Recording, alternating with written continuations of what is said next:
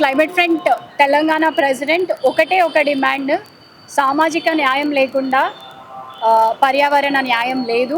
There is no social justice, there is no environmental justice without social justice. And మాది ఒకటే ఒక demand, save Musi and people of Musi are be ready for the revolt.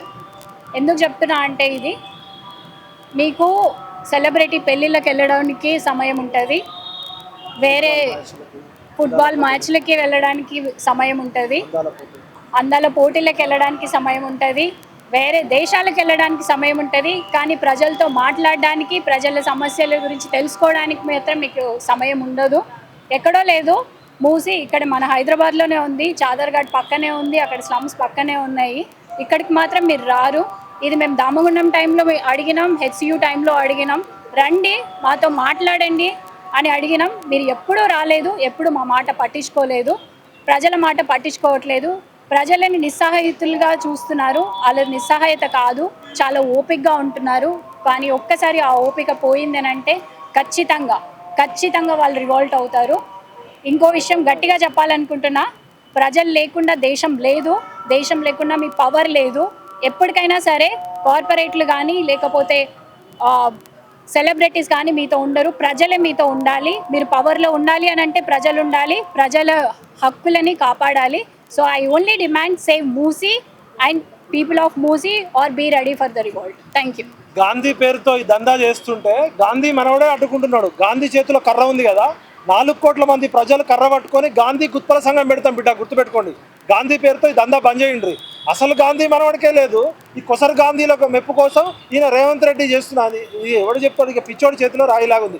కాబట్టి save Telangana, save Musi river. Musi నదిని కాపాడడానికి మేమంతా పనిచేస్తాం.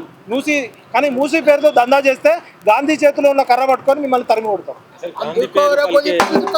అసలు గాంధీ పేరు పలికే అర్హత వీళ్ళకు ఉందా? ఫస్ట్ ఏదో గాంధీ అనేది ఒక బూటకం. వాళ్ళు ఏమనుకున్నారంటే, గాంధీ శిల్పం అనగానే అందరూ గాంధీయా అనుకున్నారు. అది ఒక గోల్మాల్ అని అందరికీ అర్థమైపోయింది. ఇప్పుడు విషయం ఏంటంటే, అసలు మూసీ మీద మురికి వాసన రాకుండా ఏదైనా చిన్నది చేస్తే చాలు. రివర్ ఫ్రంట్ ఏం అవసరం లేదు, అసలు అవసరమే లేదు, శుద్ధి చేస్తే చాలు అంతే. అది చేసి తర్వాత ఎక్కడైతే కూలగొట్టాలనో ఏమైనా అయితే చిన్న మాడిఫికేషన్ చేయొచ్చు. ఫస్ట్ వాసన రాకుండా చేసినాక ఇంకేదన్నా చేయండి. మళ్ళీ గాంధీని తెచ్చి ఈడబెట్టుడు. ఓకే, గాంధీ మనవాడు అన్నాడు అంటున్నారు, నిజమే. గాంధీ నాకు కూడా తాతనే, అందరికీ తాతనే. మేము మనవాళ్ళం అందరం, దేశంలో ఉన్న మనవాళ్ళం అందరం వద్దంటున్నాం. 150 కోట్ల గాంధీ మనవాళ్ళు వద్దంటారు. వీళ్ళ కుట్ర ఏంటంటే, గాంధీ అనేది వాడుతుండ్రు, కాంగ్రెస్ అనేది వాడుతుండ్రు, సోనియా గాంధీ అనేది వాడుతుండ్రు. చేసేది మొత్తం కూడా వేరే టైప్ బుల్డోజర్ పాలనే నడుస్తుంది ఇక్కడ. యూపీ లెక్క నడుస్తుంది ఇక్కడ. ఒకవైపు మోడీ మోడల్ వద్దు, గుజరాత్ మోడల్ వద్దు అంటావు మీ రాహుల్ గాంధీ. ఇక్కడేమో సబర్మతి పేరుతో ఆయన 3000 కోట్లు సర్దార్ పటేల్ విగ్రహం పెడితే ఈయన 5000 కోట్లతో గాంధీ విగ్రహం పెడుతున్నాడు. గాంధీ కనుక బతుకుంటే AK-47 పెట్టి కాల్చిపడేస్తున్నాడు వీళ్ళని. కాబట్టి చెప్తున్నాం, తెలంగాణ ప్రజలు శాంతి కామకులు.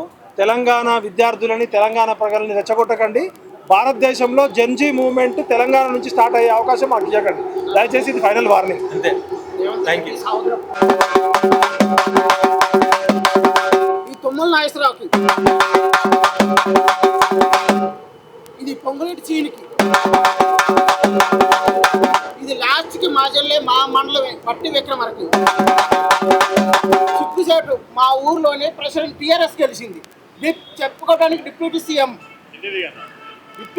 అండి. మా ఊరే, అక్కడ ఓటు కూడా ఉంది, ఓటు కూడా వేసినాం. మొన్న మైపాల్ యాదవ్ అన్న నేను ఎర్రగట్టంలో తిరిగినాం.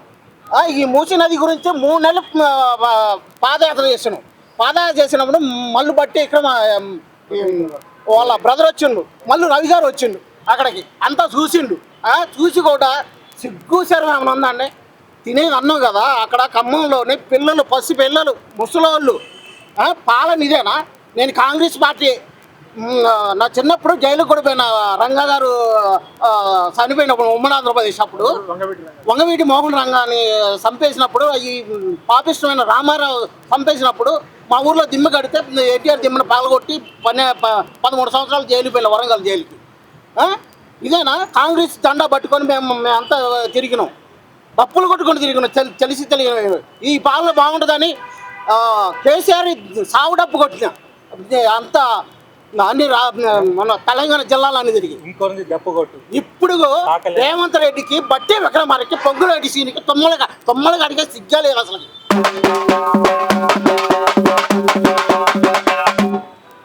వాళ్ళు ఉసులు తగ్గి నాశనం అయిపోతారా మీరు. మంది కొంపలు కూల్చే మంత్రులు ముఖ్యమంత్రులు ఖబర్దార్. పేద ప్రజలు ఉసురు తగిలితే మీరు ఆనవాళ్ళు లేకుండా పోతారు. పంచభూతాలు పగబడితే 10 నిమిషాలు కూడా బతకలేరు మీరు. గాలి, నీరు, భూమి అన్ని కబ్జా చేస్తారు. ఈ కబ్జా కవర్ల కాంగ్రెస్ కూలిపోవాలి. ఇంకోటి